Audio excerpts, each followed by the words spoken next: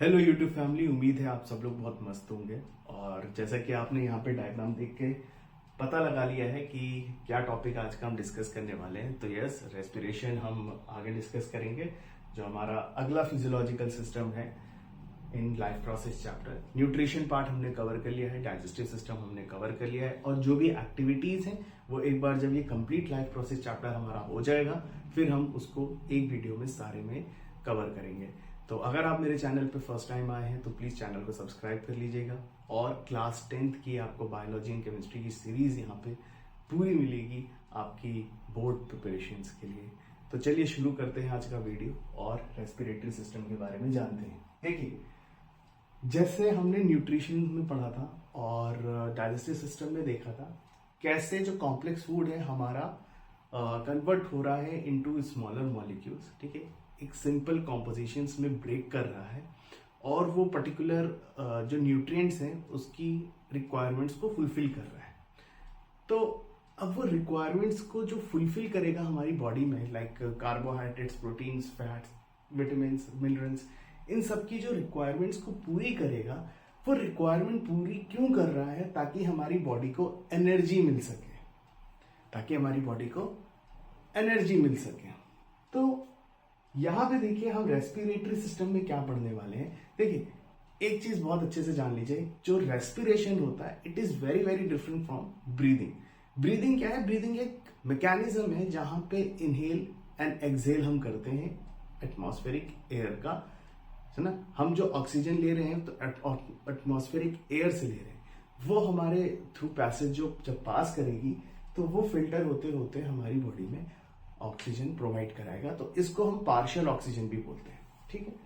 तो respiration is different from breathing, because breathing जो है वो एक मैकेनिज्म है, ठीक है, जहां पे हम लंग्स का कॉन्ट्रैक्शन एंड रिलैक्सेशन ऑब्जर्व कर पाते हैं due to inhalation and exhalation of air, ठीक है, जहां पे एक्सचेंज ऑफ गैसेस हो रही है। रेस्पिरेशन क्या है? रेस्पिरेशन बेसिकली वो केमिकल प्रोसेस है जो कि मेटाबॉलिक एक्टिविटीज को फुलफिल कर पा रहा है। किसकी मदद से? With the help of oxygen. अब जब हम इनहेल कर रहे हैं तो हम ऑक्सीजन इनहेल कर रहे हैं। उस ऑक्सीजन का काम क्या है हमारी बॉडी में? वो कराता है बेसिकली सेल्यूलर रेस्पिरेशन। वो कराता है हमारी बॉडी में सेल्यूलर रेस्पिरेशन। सेल्यूलर रेस्पिरेशन क्या है? सेल्यूलर रेस्पिरेशन में जो हमारा न्यूट्रिएंट है, फॉर एग्जांपल हमारा जो ग्लूकोज है, उसका ब्रेक डाउन कराएगा, ठीक है, उसका ब्रेक डाउन कराएगा। या हम कहें हमारी बॉडी में जो प्रोटीन्स है उसका भी ब्रेक डाउन हमारे through this particular mechanism of respiration से ही होता है। या फैट्स का भी जो कन्वर्जन है इनटू एनर्जी, वो भी किसकी वजह से हो रहा है? रेस्पिरेशन की वजह से ही हो रहा है, ठीक है। तो सेल्यूलर रेस्पिरेशन की रिक्वायरमेंट है ऑक्सीजन। सेल्यूलर रेस्पिरेशन की रिक्वायरमेंट है ऑक्सीजन, तभी हम इसको बोलते हैं एनएरोबिक रेस्पिरेशन। ये मैंने आपको लास्ट वीडियो में भी बताया था, ठीक है। तो सेल्यूलर रेस्पिरेशन में एक्चुअली हो क्या रहा है? ये माइटोकॉन्ड्रिया में हो रही है, ये हो क्या रही है? माइटोकॉन्ड्रिया। अब माइटोकॉन्ड्रिया में जब ये हो रही है तो माइटोकॉन्ड्रिया को हम क्या बोलते हैं? Mitochondria is also known as the power house of the cell, है ना। पावर हाउस बोलते हैं सेल का पावर हाउस।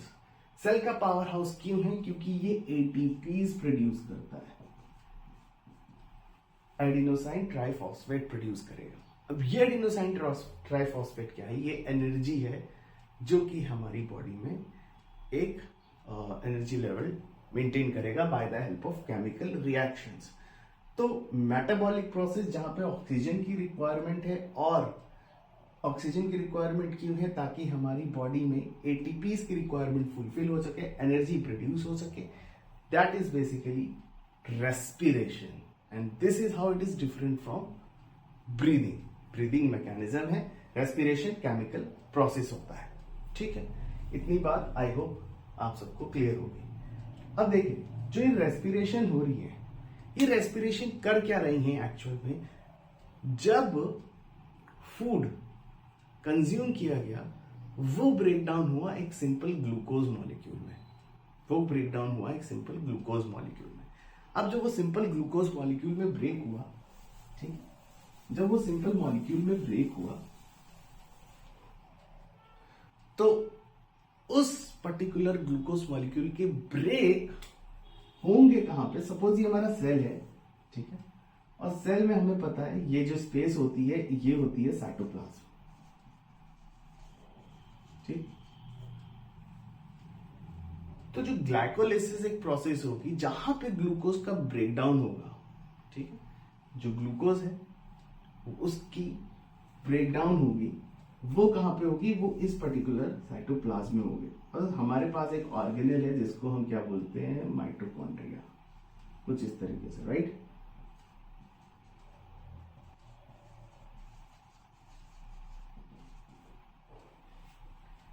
साइटोप्लाज्म वो जगह है सेल का, क्योंकि अभी मैंने आपको बताया कि यहां पे सेल्यूलर रेस्पिरेशन होगा।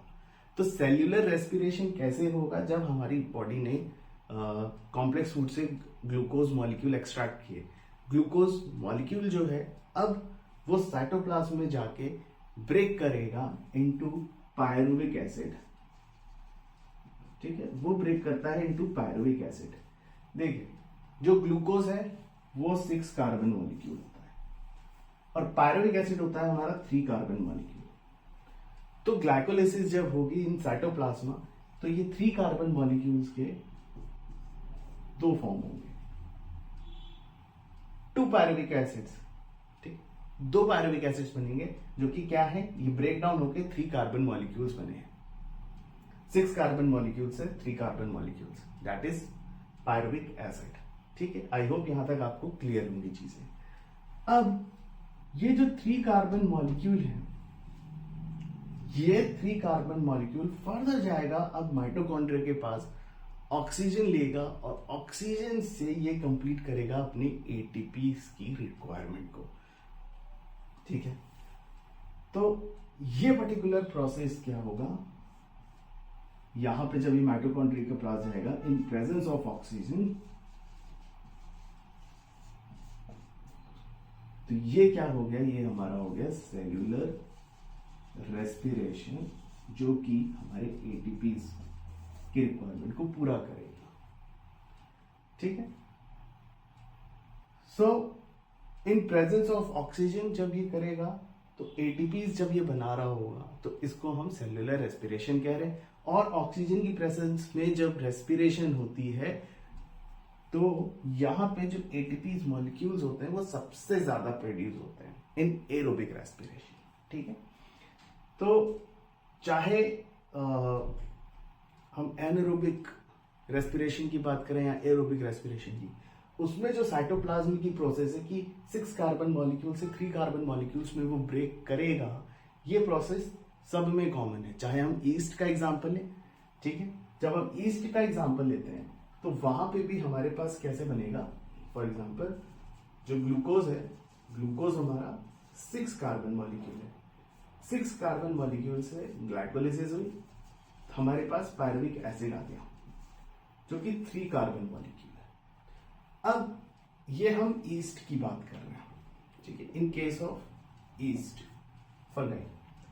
तो यहां पे इसमें जो रेस्पिरेशन होगी वो in the absence of oxygen होगा, और यहां पे जो एनारोबिक रेस्पिरेशन है इसके प्रोडक्ट हमारे पास होंगे इथेनॉल, और इथेनॉल हमारा कैसा होता है, 2 कार्बन मॉलिक्यूल। तो anaerobic respiration compare to aerobic respiration ATPs कम फॉर्म होंगे।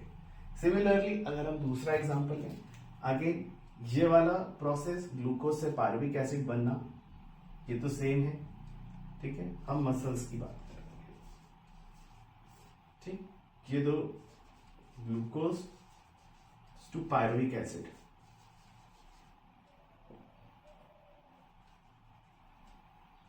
पायरुविक एसिड, ये चीज कॉमन है। इसके बाद जो यहां पे बनेगा that is basically lactic acid, जो हमें क्रैम्प्स एंड फटीग फील कराते हैं, है ना, जब हम एक्सरसाइज करते हैं। तो वहां यहां पे भी क्या हो रहा है, यहां पे इन एब्सेंस ऑफ ऑक्सीजन, तो यहां पे जो लैक्टिक एसिड से प्रोड्यूस होगा it is basically 3 carbon molecule, ठीक है। आई होप यहां तक आपको चीज समझ में आएगी। तो ये दोनों जो प्रोसेस है इन मसल्स एंड ईस्ट, ये दोनों कैसे हैं, ये दोनों हमारे एनारोबिक रेस्पिरेशन के एग्जांपल हैं। और ये हमारा किसका एग्जांपल है? सेल्यूलर रेस्पिरेशन का, जहां पे माइटोकॉन्ड्रिया की मदद से एटीपी प्रोडक्शन हो रहा है। और एरोबिक रेस्पिरेशन में ही हमारे पास एटीपी सबसे ज्यादा मात्रा में आती है compare to other anaerobic respiration, चाहे हम इसका एग्जांपल है चाहे हम मसल्स का एग्जांपल लें। तो ये है रेस्पिरेशन की मैकेनिज्म। तो रेस्पिरेशन में हमने देखा ये क्या हो रहा है, बेसिकली केमिकल रिएक्शन है जो कि एक मेटाबॉलिक एक्टिविटीज है एटीपीज को सिंथेसाइज करने के लिए। और ये एटीपीज बनते कैसे हैं? जैसे अगर माइटोकॉन्ड्रिया की बात करें तो यहाँ पे एटीपी को सिंथेसाइज करने के लिए एंजाइम्स होते हैं जो कि हेल्प करते हैं for the synthesis of ATP. I hope यहां तक आपको चीज क्लियर होगी कि रेस्पिरेशन क्या है। वो एक बेसिकली अ केमिकल प्रोसेस है। आगे बढ़ते हैं और डायग्राम को डिस्कस करते हैं।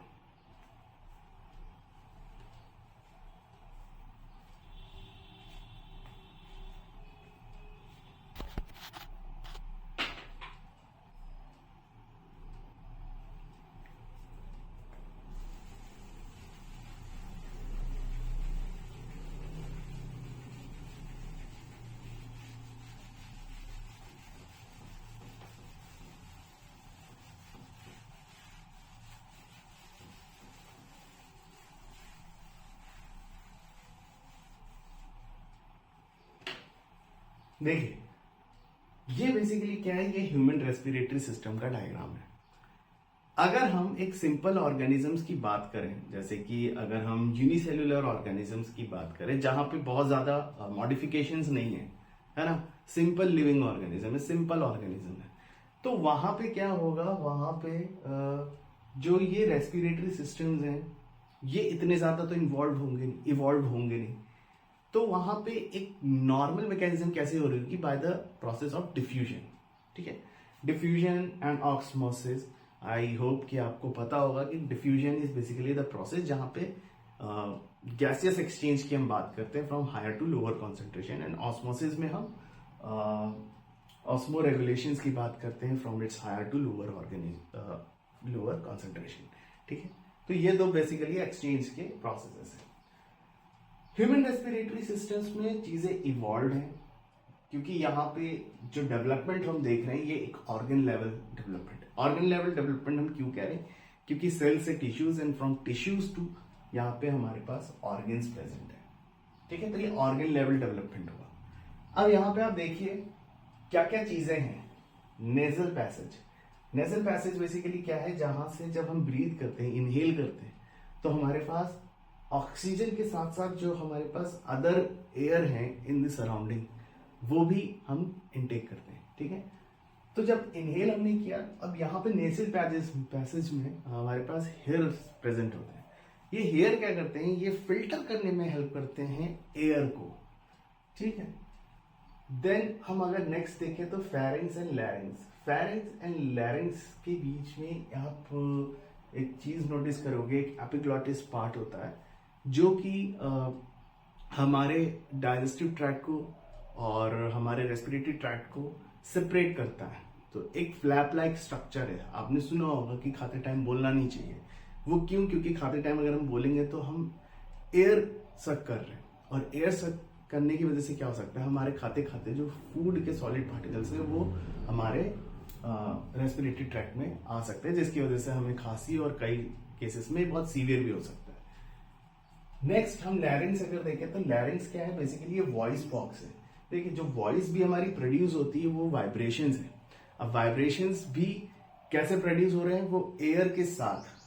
ठीक है, एयर के साथ जो है हमारी जो साउंड है, लैरिंग जो कि हमारा वॉइस बॉक्स भी है, साउंड बॉक्स भी है, तो वो एयर के साथ एक कनेक्शन बना रहे हैं जिसकी वजह से वाइब्रेशंस प्रोड्यूस हो रहे हैं। आप अगर यहाँ पे अपने हाथ रखोगे तो आप वाइब्रेशंस फील कर सकते हो। तो वाइब्रेशंस की वजह से हमें साउंड जो है वो प्रोड्यूस कर पा रहे हैं। ठीक है, और जब एयर पैसेज में आ रही है तब। इसके बाद हमारे पास कार्टिलेज रिंग्स हैं, trachea is here, and bronchi, bronchioles and alveolar sac. तो हम प्राइमरी, सेकेंडरी, टर्शियरी इस तरीके से इनको नेम करते हैं ब्रोंक्यूल्स का। और ये क्या है, ये तीनों के तीनों पार्ट्स किसके? लंग्स के। इस पूरे लंग सिस्टम को कवर कौन करता है? रिब्स। और डायफ्रागम क्या है, ये कॉन्ट्रैक्शन एंड रिलैक्सेशन है। इस तरीके से हमारे पास एक आर्क शेप है। ठीक है, ये क्या करते हैं, ये कॉन्ट्रैक्शन एंड रिलैक्सेशन, जब लंग्स कॉन्ट्रैक्ट करेंगे और स्वेल करेंगे, ठीक है, कॉन्ट्रैक्शन एंड रिलैक्सेशन करेंगे, तो ये एयर के अमाउंट ऑफ एयर हम इनहेल कर रहे हैं, अमाउंट ऑफ एयर हम एक्सहेल कर रहे हैं, उसके बेसिस पे इनका मूवमेंट होता है, ठीक है। अब यहां पे सारी चीजों में जब हम एयर इनटेक कर रहे हैं तो एयर हमारी फाइनली कहां पहुंचती है, एल्वियोलर सैक पे। जब हम एयर इनहेल करते हैं तो हमने डिस्कस किया कि वो एटमॉस्फेरिक एयर होती है जिसमें ऑक्सीजन भी प्रेजेंट होती है और फिल्टर होते होते होते वो जाती है एल्वियोलाई सैक में, ठीक है, जैसे कि आप यहाँ पे क्लियरली देख पा रहे हैं।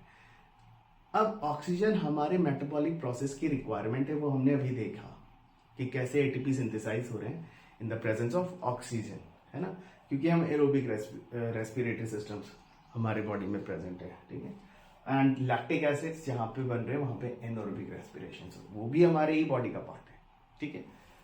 तो लंग्स किसकी प्रेजेंस में काम कर रहे हैं, ऑक्सीजन की प्रेजेंस में। ऑक्सीजन बहुत इंपॉर्टेंट सोर्स है फॉर द हमारी ब्लड के लिए भी, जिसको कैरी करके कौन लेके जाता है, हीमोग्लोबिन, जो कि red pigments of our blood है, जो कि आयरन और प्रोटीन से बनते हैं, हीमोग्लोबिन, ठीक है, which are the carriers of oxygen. तो ये पूरा सिस्टम जो है हमारा पास करेगा और फाइनली जब एल्वियोलाई सैक में आएगा, और एल्वियोलाई सैक में हमने देखा कि कैसे प्रोडक्शंस हो रहे हैं, एनर्जी प्रोड्यूस हो रही है, एटीपी। अब एटीपी जो प्रोड्यूस हो रही है वो in the presence of oxygen हो रही है, तो ऑक्सीजन तो बॉडी के लिए रिक्वायरमेंट है, लेकिन जो CO2 है वो बाहर भी तो जाएगी, और CO2 क्या है, एक बाय प्रोडक्ट है। जब ये रिएक्शन होगी, एक्सचेंज होंगी ऑफ गैसेस, तो एल्वियोलाई सैक में आके बॉडी टिश्यूज से ये CO2 बेसिकली क्या हो रहा है, जो हमारी बॉडी टिश्यूज है उसके अंदर सेल प्रेजेंट है, सपोज दिस इज सेल, ये हमारी बॉडी टिश्यूज है और इसके अंदर सेल है। अब सेल के अंदर रेस्पिरेशन हो रहा है because it is a cellular respiration, तो यहाँ पे ऑक्सीजन बाहर से जो आया है वो यहाँ पे सेल्यूलर रेस्पिरेशन तो करेगा, लेकिन CO2 जो हमारा बाय प्रोडक्ट है उसको यहाँ से रिलीज भी तो करेगा। और रिलीज क्यों करेगा, क्योंकि CO2 अगर हमारी बॉडी में एक्यूमुलेट करते जाएंगे तो वो हमारी बॉडी में टॉक्सिसिटी लेवल को बढ़ा सकते हैं, है ना, तो इसका निकलना, एलिमिनेट होना जरूरी है। तो ये वापस से जो यहाँ पे हमारा बाय प्रोडक्ट है विच इज CO2, ये बॉडी टिश्यूज से निकल जाएगा, ठीक है, ऑक्सीजन आएगी, सेल्यूलर रेस्पिरेशन कराएगी, बाय प्रोडक्ट CO2 के फॉर्म में बनाएगी और CO2 हमारी बॉडी से एक्सेल आउट हो जाएगा। तो ये प्रोसेस है हमारे रेस्पिरेटरी सिस्टम का। आई होप आपको ये रेस्पिरेटरी सिस्टम के बारे में चीजें क्लियर हुई होंगी। अगले वीडियो में हम ट्रांसपोर्टेशन डिस्कस करेंगे। टिल देन टेक केयर, और आपकी कोई भी क्वेरी है आप कमेंट सेक्शन में लिख के मुझसे पूछ सकते हैं। आज की वीडियो में बस इतना ही, मिलते हैं आपसे अगले वीडियो में।